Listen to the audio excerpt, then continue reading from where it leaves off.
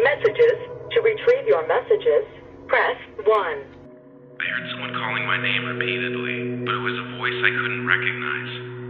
I opened my eyes and looked around. I was on a hospital bed, circled by nurses. Mr. Johnson?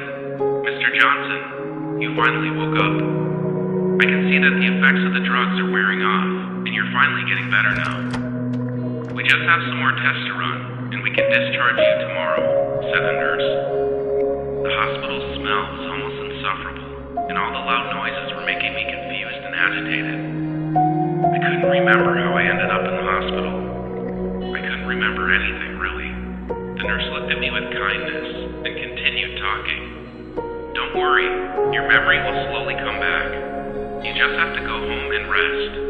A difficult time might come, but if you need psychological support, we're here to recommend you the best. Again, we're sorry for your loss, and we all hope that you'll be fine. All the needed tests were done, so I was discharged the day after.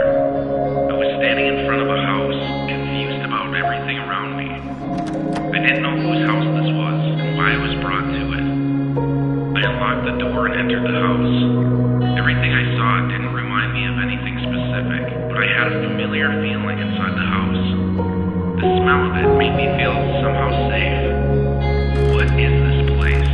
And why do I feel like I know it? I thought while looking around. I started going through all the rooms and looking at all the photos that were hung on the walls. Fractured scenes kept coming into my mind, remembering slowly who the people I was seeing in the pictures were. I felt like my head was about to explode from all the images that were rolling inside my head. I was trying to put everything together so I could understand how the story went. The memories that I got back were not the best. I remembered my family, my wife Gloria, and my 2 children, Luke and Lucy. My relationship with Gloria was not the best lately. Our communication was almost completely gone, and the time we spent together was almost non-existent. I was a workaholic, and I didn't take much care of Gloria or the kids. Gloria was always tired and upset, worn by the family situation. We got into fights every time we got a chance because everything Gloria wanted from me was to at least try to take care of the family. On the other hand, I loved working as much as I could, and I considered that I was caring for the family. I have to admit, remembering all these things made me feel guilty. Seeing Gloria upset every day was never what I intended, but that's just how things always work between us. I didn't only have a bad relationship with my wife, but also with my son.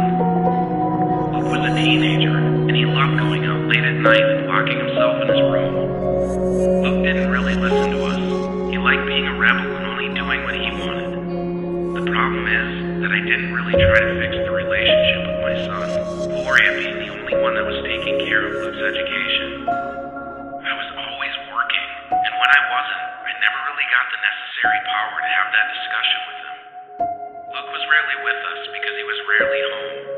He never ate with us or talked to us. When he was home, he was either playing video games or playing the guitar, but not leaving his room. I always put this behavior on the fact that he was a teenager, but now that I'm thinking about it, this was something that needed to be talked about. Lucy was the only one that everyone got along with very well, because she was still a very little child. Lucy was the kid that every parent wishes for. She rarely cries or complains about anything. Always happy and smiling, Lucy was the only one that made Gloria feel better. Her always cheerful giggles around the house made Gloria smile and forget about all the other things she didn't like.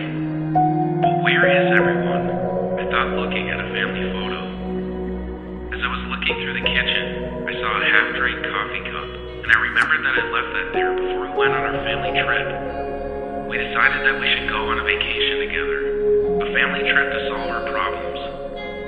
The trip was better than everyone expected, because the relaxation and free time made us all more calm and ready to talk about what was wrong. Gloria and I got to work through our relationship problems, understand each other better, and we promised to always take time to discuss what bothered us. The fact that Gloria saw all of us happy in one place made her feel the happiest she had ever been. I had never seen her smile so much. Even Luke and I started a beautiful friendship, spending time together and talking about things any father and son talk about. It was the first time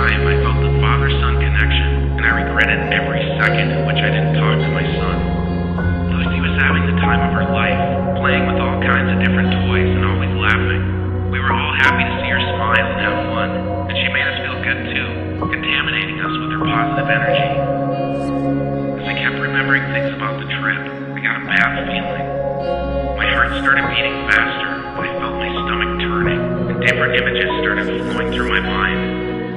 Unfortunately, our amazing trip took a bad turn on our way back home. I was driving, talking to Gloria, and the kids were sleeping in the back seat. The music was playing ambiently. The kids were snoring, and I was driving on the highway. In that moment of inattention, I crashed the car brutally into a truck that was stationed in the emergency lane. The image and sound of the car crashing was the last thing I remembered before waking up in the hospital. The scene of the accident kept rolling in my head again and again, and I felt like crying on the floor, just now understanding what happened. The sadness and guilt started crawling straight inside my heart. My body was shaking, and I couldn't stop crying. I lost the family that I just got back. We just started forming a real family again, and I ruined everything. All the time I spent in the office working and not spending time with my family was now my biggest regret. I just now understood why the nurse told me about the psychological help, and why she told me that she felt sorry for my loss. I couldn't believe the memories that were flowing through my mind. For weeks after that, I still had hope that it wasn't how I remembered, and everyone kept telling me that I remembered everything right. No matter how hard I tried, or how many times I visited a psychologist, depression still got me. Everyone was telling me that I should forgive myself, and that life goes on, but my thoughts were not even close to forgiveness. I wish I had never got my memory back, was the first thing I said every morning when I woke up.